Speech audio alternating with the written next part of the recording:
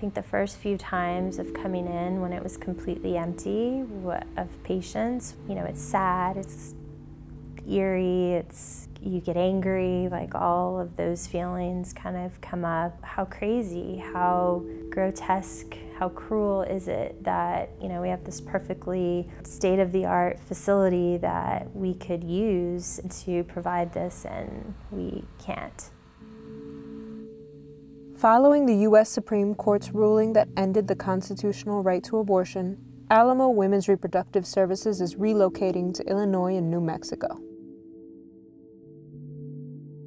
Providers are being asked to do exactly what patients are being asked to do, right? If patients seeking abortion that live in an anti-state are forced to find that health care elsewhere, and providers are being forced with the decision of, do we relocate?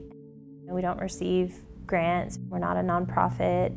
We still technically own this multi-million-dollar facility, and you know, that's receiving absolutely no revenue right now, while we're also trying to open clinics in 2 states that nobody officially lives in yet.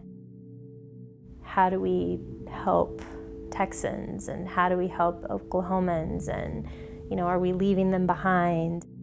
You know, in the end, I think this is how we help them. We're going to be in states that, you know, both Texas and Oklahomans it will be a real consideration to make the trip to either of our clinics. I might get anywhere between 10 and 20 calls a day, compared to what we used to get when we're open, and maybe 100 or more. Just a little while ago, I answered a phone call, and it was someone trying to make an appointment, and I had to explain, you know, the circumstances. And yeah, you feel that stress when you tell someone that, you know, if you want this, you need to travel out of state. Across Texas, 50,000 to 55,000 people obtained abortions each year from 2014 to 2021. Gallegos has a family connection to abortion advocacy.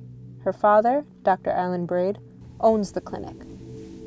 Sisters, free ourselves! Free our sisters! Free ourselves! When he was doing his residency, this was pre-Roe. He always remembers I believe she was 16, had come in from a botched abortion, basically. She had rags packed in her vagina.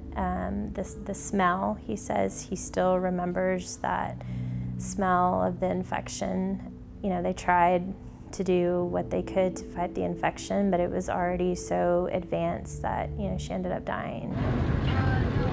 He knew that reproductive health had to include abortions and was determined to make that part of his practice. We will have access again, but I think that is going to take a long time.